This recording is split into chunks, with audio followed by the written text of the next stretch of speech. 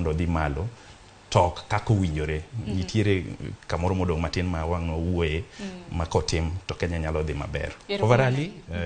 en budget osesome nyaka wati kode. Inena ken budget maber nikech wachore ni chakre ne kata mana piny Kenya wachak loso budget maket kod magi naneno kata mana kaka pok mar omenda nuchak chiw chakre higa mar 1999 mae budget maduonga ma bende koro piny Kenya waneno budget mar siling trilion 3.6 bende biro e kinde ma bende nitiere chiedh nade makoni kod kocha Tobias na penje ni kuona tamalo 35 ma bende koro ket ne kembe manyalo bedo ni oro mwandu e pachoka endi miloso godo mwandu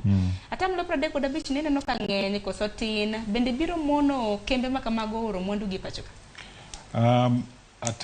Atamalo 35 ing'eni mano e duty structure ntie nono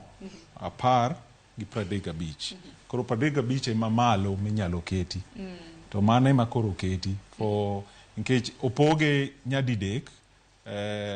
atamalo nono en mar raw materials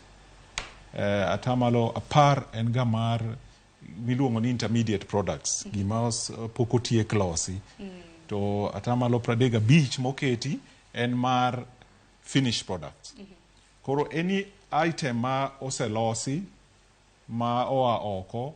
nyaka chul 35% duty mano momiyo jo ma lose ka oyud thuolo maber mar compete gi jok ma import countries ma oko kaka China or Egypt gimiyoga manufacturers gi miluongo ni subsidy koro ema inyalo neno ni diaper moa Egypt is much cheaper kata kochulo duty no pod price ne compete gi local nikech subsidies ma government gi miyoge kono koro serikal ma Kenya otemo nikech nyaki protect your local manufacturers gine magi ndiko jowa ka to gine magi chulo local duties and local taxes